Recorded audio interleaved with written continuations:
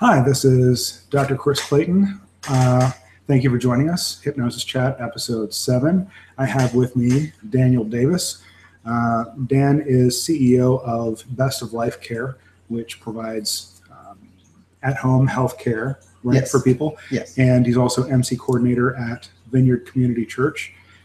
So we're going to talk about something that I think Dan has some special experience with. A couple things. The first thing we're going to talk about is speaking to groups. That's something that Dan has to do quite a bit. I do it quite a bit also.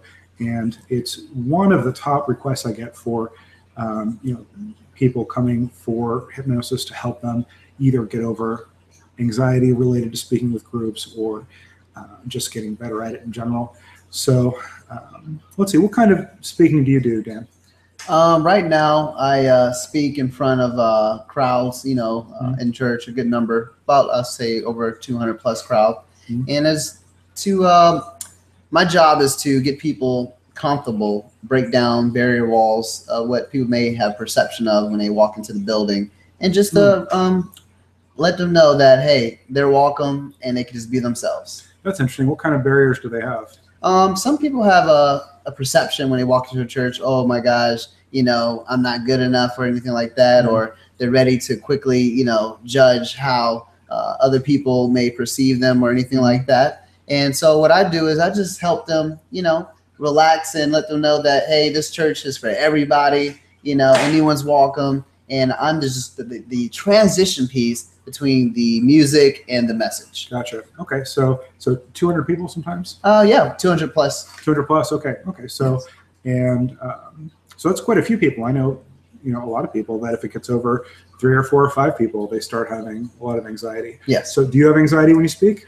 Sometimes I would say in the beginning, when I was going on the stage for the first time, there always that type of anxiety, second guessing myself, or, how do I look? Or, what if, my hair is not right or anything like that? Or what if I don't really smile? Or what if I don't make them laugh? You didn't quite get the fade right that day, maybe. Yeah, exactly. Okay. So, all right. So you had some anxiety, the first time. Yeah. So just tell me, Dan doesn't know what I do with anxiety. So we've got a completely fresh view. I'm going to talk about what I talked about. He's going to talk about his experience. So tell me a little bit about how did you get over that anxiety? One thing that helped me get over this anxiety was just understanding, who I was, being secure in myself. And I think it starts with the mind. If you know that, hey, you know what, you do have a nice smile, or hey, you are a funny guy, or hey, people like to see your face on the stage, then when you start believing in that, it helps you just become more relaxed and understand that, hey, you can do this, and I am here for a reason. Okay. Well, let's talk about that for a second. Maybe that is, I think that drives well with usually what I talk about. So let's talk about that for a minute. So you said, maybe I do have a nice smile. People do like me. So let's do this little experiment. So I think that, first of all, that you're right, that it is mental, and how you think will determine how you feel. Yeah, that's good. So, and this is something we've talked about in many previous episodes in different ways of Hypnosis Chat. So, for example, let's just say that you thought you had a funny looking smile and that people aren't going to like you, and everyone's going to be saying, what a goofy smile you have. Now, here's the thing. That creates anxiety, and it's supposed to create anxiety. There's nothing wrong with you if you are thinking something that is anxiety producing, and then your brain produces anxiety. Your brain's supposed to produce anxiety if you think something anxiety producing. So having the right feeling, or if you have a feeling that you don't want to feel, it's not because there's something wrong with you. It's because you're thinking something that is instructing your brain to create anxiety. Yeah. If you say, oh, I'm going to go in there and everyone's going to laugh at me and not like me and boo me off the stage, well, of course you're going to have anxiety. Yeah. Even if you just think, now it's usually not that obvious. Usually it's more subtle. Usually it's like everyone's going to be looking at me. Exactly. Okay. So now if you imagine just people looking at you, you're probably imagining a blank stare. You're not getting the effect you want. And so your brain produces anxiety. It's supposed to produce anxiety because that's not, that would be an anxiety producing situation. Yes. So, but instead notice, what Dan said, for example, that you do have a nice smile, that people like you. I'm willing to bet that it's even a little more complex than that. For example, if you like when you imagine having a nice smile and being on stage. Now, when you think about being on stage, you probably imagine people cheering or having a good time or something like that, or singing, or you imagine being successful. When you imagine being successful, your brain creates a sense of confidence and relaxation. And it's like, oh, good. Okay, well, we can do that. Yeah. Just like, I can kind of imagine, a little kid who's never been to school before. They've got their first day of school, and you say, oh, well, school's terrible. You're going to have all this work and no one's going to like you. Well, of course they're going to have anxiety about school. There's nothing wrong with the kid if you say that and they have anxiety. Yeah. You told them to have anxiety and they had anxiety. The kid works perfectly fine. On the other hand, if you encourage them and, oh, well, you're going to be fine, you're going to meet some new friends, at least, it doesn't guarantee anything, but it's certainly better than saying something that's anxiety producing. Yep. So let's say we were to come up with some rules for people who want to go from being afraid of speaking in groups to being to being comfortable and enjoying it and looking forward to it. You probably enjoy it now, right? Oh yeah. So it's actually, usually people don't go, when the problem is solved, they usually don't go from being afraid of groups to not caring. They usually go from being afraid of groups to actually enjoying it, to enjoy, so I know I love speaking in front of groups. It's one of my favorite things. So, and when I think about that, I imagine people getting it, me communicating and getting this message across, and people's lives being enriched. I've got this little thing that I know, you have this thing that he has this thing that he knows. And if I can communicate and give people this thing that I know and their lives are enriched, that makes me feel great. That's the primary thing that I think about when I'm thinking about speaking to groups. So, and one thing, this is not something that we're making up on the spot. I've seen definitely hundreds, maybe thousands of people that have anxiety about speaking in groups, and they say the same thing every time. They'll say, oh, well, I imagine, well, what are the people going to think? Or what if I mess up? It's always going to be, there's only three things you can think about when it comes to, and you confirm this for me, tell me if this is, you can either think about, and two of them will create anxiety. You can think about the other people. You see the people like looking at you or something like that, that creates anxiety. You can think about yourself, like, how do I look? What if my smile's not right or whatever? And then the third one, which creates a sense of confidence, is your message or the topic or the subject. If you're thinking about, like, if I'm going to do an oral report on frogs, let's say I have to give a report in biology class on frogs. If I think, oh, everyone's going to be looking at me, obviously it's going to create anxiety. Not because there's something wrong with you, but rather because that's what you told your brain to do. If you think, oh, well, what if I say something wrong, or how am I going to do? That also creates anxiety because you told yourself to create anxiety. But if I think, okay, frogs, what do I know about frogs? There's this, I've done the research, whatever. When you think about the topic, it builds your confidence. So, and you probably think, so my guess is that when you are feeling good about talking, you're thinking about what you're communicating, what your message is, okay? So we'll say, rule number one, forget about yourself, forget about the people's reaction. You focus on your message and the thing that you want to share, the way you want to enrich the world, and then you will feel confidence. Okay.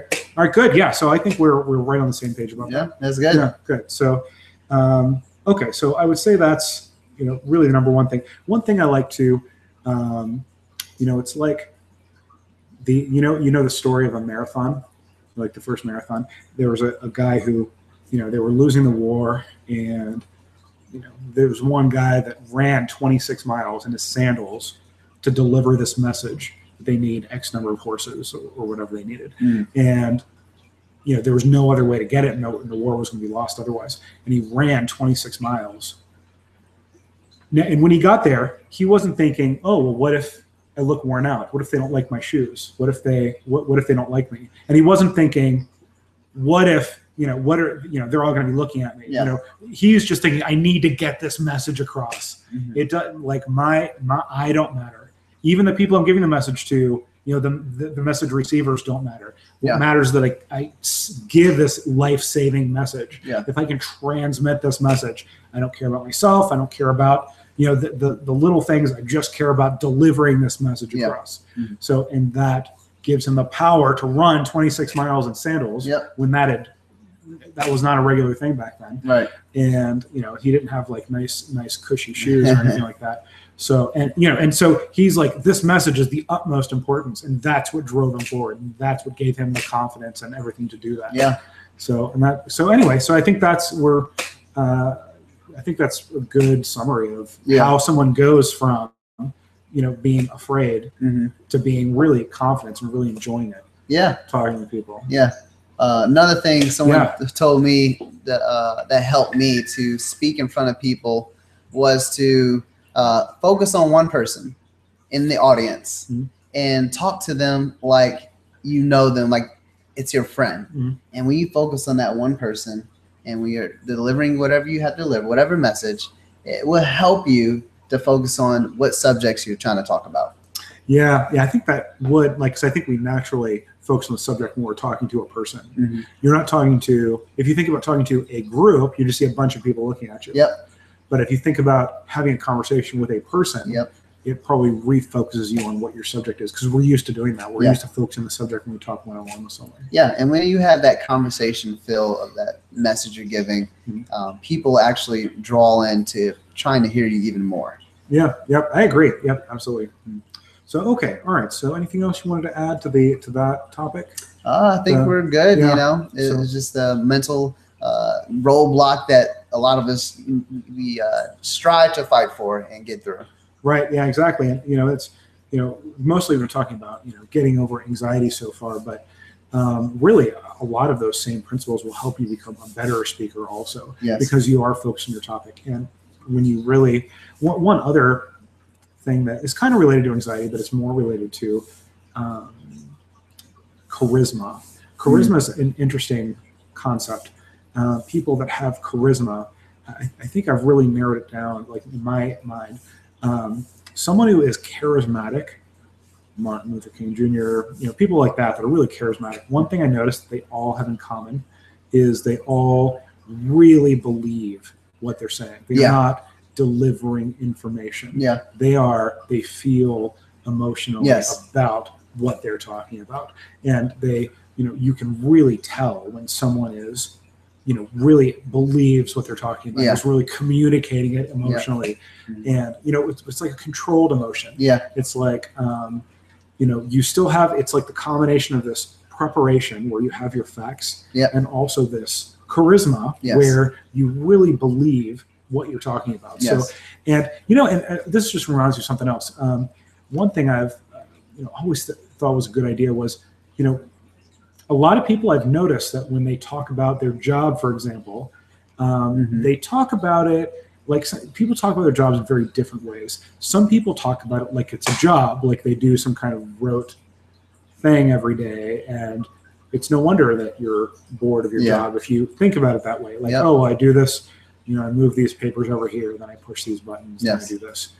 As opposed to someone who says, well, my job is to help people to do this or that. Even if it's something like, let's just say that you're in marketing. Let's say you're in the marketing department for a company.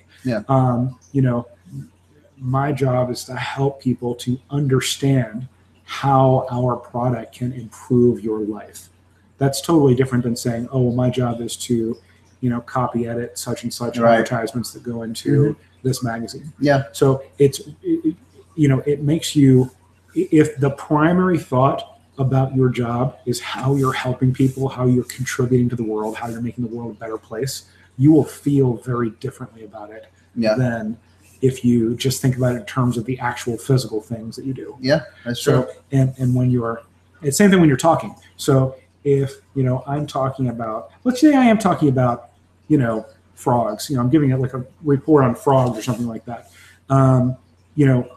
Let's say I'm in a biology class in college or whatever, and I'm giving a report.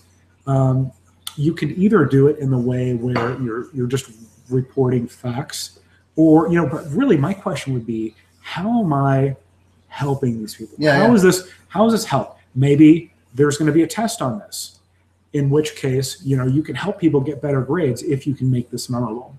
If you can, and even that, how can I help people? Because I think almost everything that there's a job for, you're helping people in some way. Otherwise, it wouldn't be a job. Right. There's no matter what the job is, I think you're helping. 95+% of the time, you're helping people in some way. So, translating what you're doing or what you're reporting or what you're talking about into you contributing and making the world a better place will add charisma to your presentation. I believe it.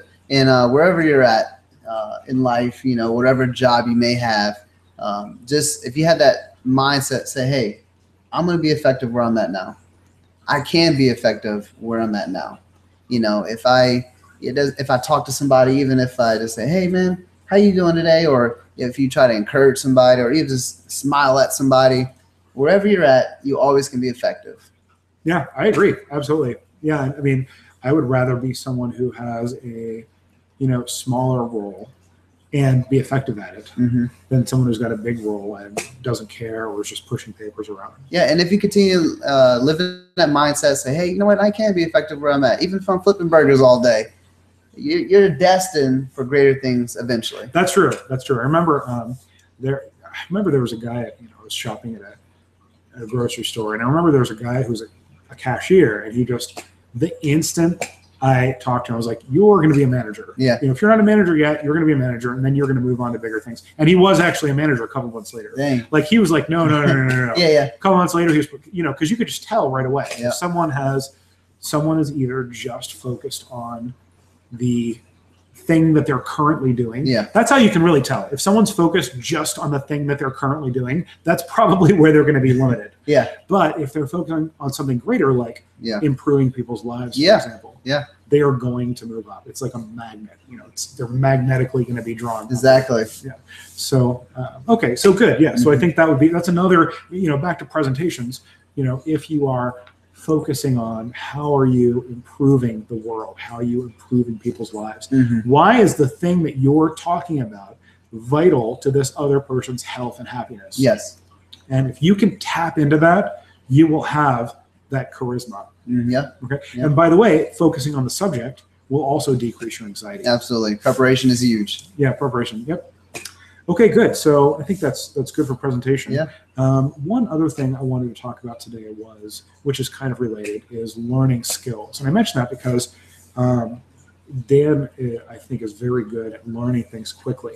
And like, for example, we played golf today, and Dan has never played golf before. First time. And you did really well for a beginner. So like first time. Thank you.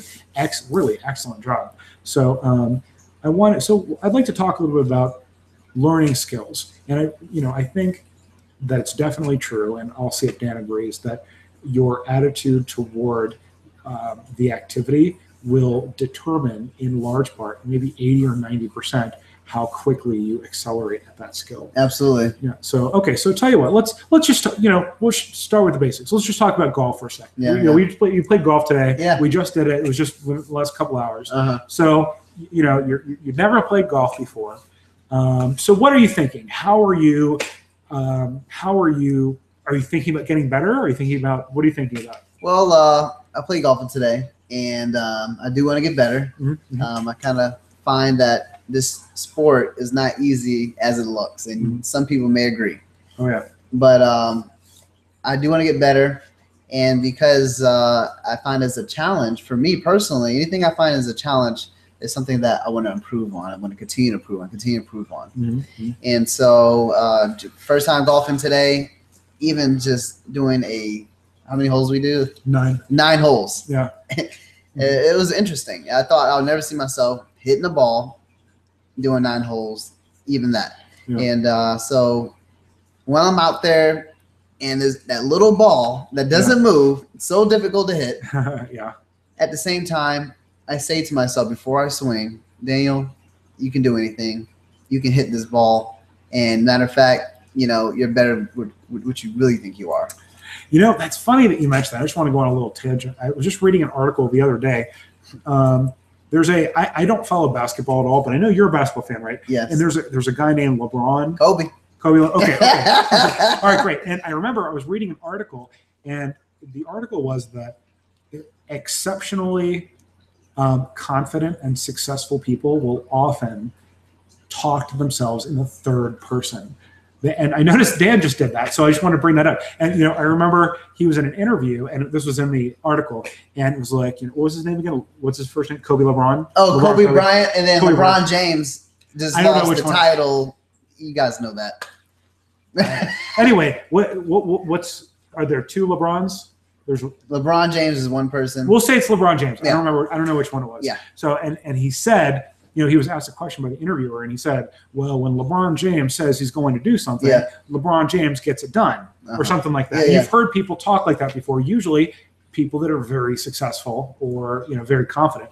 And, I was thinking about that. And, I've noticed that is the case. Whenever someone is effective at doing something or successful or confident, they will often tend to refer themselves in the third person. And I think a lot of that has to do with being able to step outside of yourself for a minute and look at yourself in the third person, because it's a lot different. Like if you say, I know I can do better than this. Yeah. Sometimes you're kind of lost in it. It's kind of like the difference between being in the ocean and looking at a map. Yes.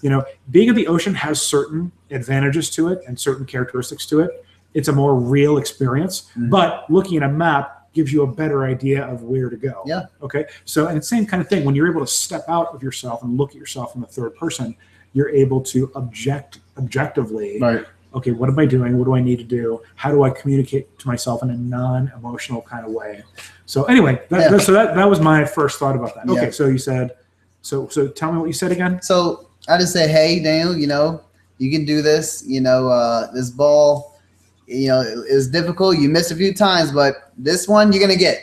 And one thing I find that helps me a lot is, sometimes you have to talk yourself into victory.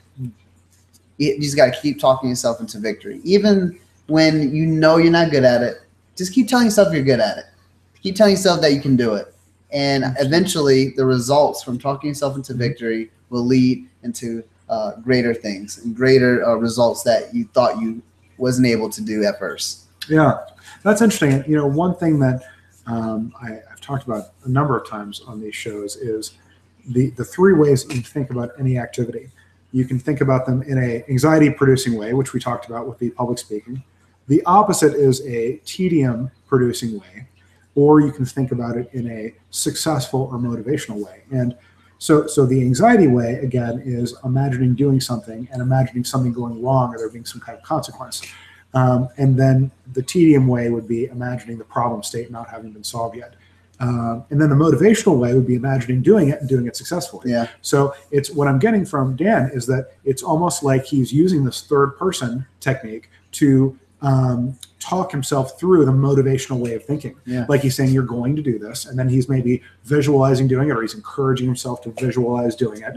And that kind of takes away the anxiety and the tedium. It's like he's pushing away the anxiety and the tedium and opening himself up for success. I found that one thing somebody might, here's a problem that I had many years ago, and something that people still struggle with now. And they think when they think about suggestion, affirmations, hypnosis, things like that, they're like, well, how can you, how can you be automatically successful? Like if I keep missing the basketball, how can I automatically be successful just from telling myself I'm going to be successful? Right. And here's the answer. So if that's you, this answer is for you. So if you've ever thought, how am I going to just magically be successful just because I tell myself I'm going to be successful? Here's the best way to think about it, I think.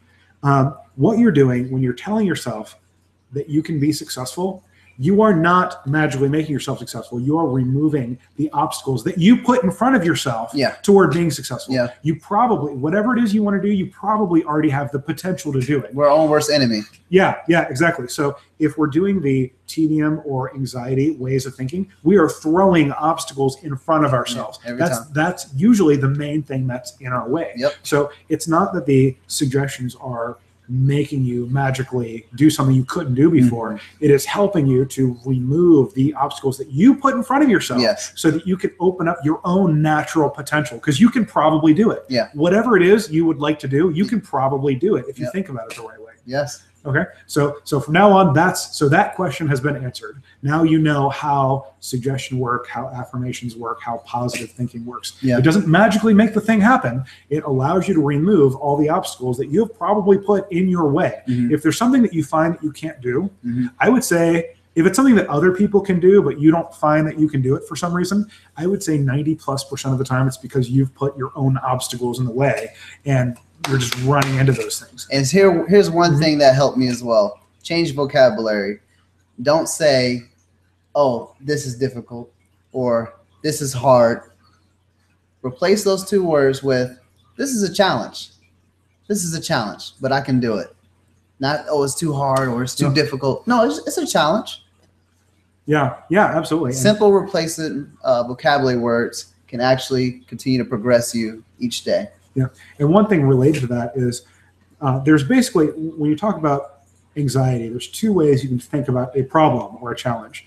You can think about it in a problem-oriented way or a solution-oriented way. So now it sounds obvious, but it's very subtle, and a lot of people who are very intelligent get stuck in this problem cycle. So for example, they think, let's just say that, this thing I'm trying to do is very difficult. We'll just say golf, just for example. If it's very difficult, if I try to do it, I'm going to fail. And if I fail, I'm going to look silly. I'll never get better. If you focus on the problem, that will continue to create anxiety and it will not create solutions. Those are the two basic things it does. It creates anxiety, which gets in your way and decreases optimal performance. We know that scientifically. And also, you are wasting that energy that you could be using to get solutions. On the other hand, if you think in a solution-oriented way, such as, okay, what is my best step right now? Okay, there's this challenge. There's a thing there. What is my best course of action? Yeah. Now, here's the important thing. You don't have to have the perfect solution right away. The fact that you are thinking in a solution-oriented way will, number one, decrease your anxiety. It'll increase your confidence, and it will open you up to new solutions. Yeah. So let's just say I say, okay, well, I missed the golf ball twice in a row. If you go in a problem-oriented way, you're very unlikely to. If you get into that cycle, you're very unlikely to get any better. On the other hand, if I say, okay, what's my best course of action right now? Maybe I'll take a deep breath and I'll count to 5. Mm-hmm. Is that the best solution? Maybe, maybe not. I don't know. But because it's a solution-oriented, your brain's like, okay, he's taking control. We're going to do this thing. Yeah. Okay. So it's just like if you have a child and a child says, oh, there's a monster under my bed. you wouldn't say, oh, well, make sure you don't put your feet on the ground. He'll get you. Yeah. You would never say that. But we say that to ourselves all the time when we're thinking about our own problems. Yeah. On the other hand, if you just take some solution-oriented action, oh, well, here's a magic clipboard. I'm going to put that in your room. That'll keep the buzzers away. Or I'll put a nightlight in your room. Or we'll read a bedtime story or whatever. If you take a solution-oriented point of view, he or she feels more relaxed because you're doing something, because you are in this solution frame of mind. Yeah. So when you do that to yourself, you will tend to relax, you'll have more confidence, and you'll be more likely to come up with a solution. That's so true. Yeah, good. Okay, we are just about out of time. Did you have anything you wanted to add to that? Well, I just want to say it was a pleasure being here with you, Chris. And Chris has great knowledge, for you guys. And I continue to encourage you guys to continue to check in and, see what's going on and what you can learn. And each and every day, if you learn something and you get better 1% each and every day, you are destined to get to where you want to be. I agree. Thank you very much, Dan. I appreciate it. All right. Thanks for joining us. See you next week.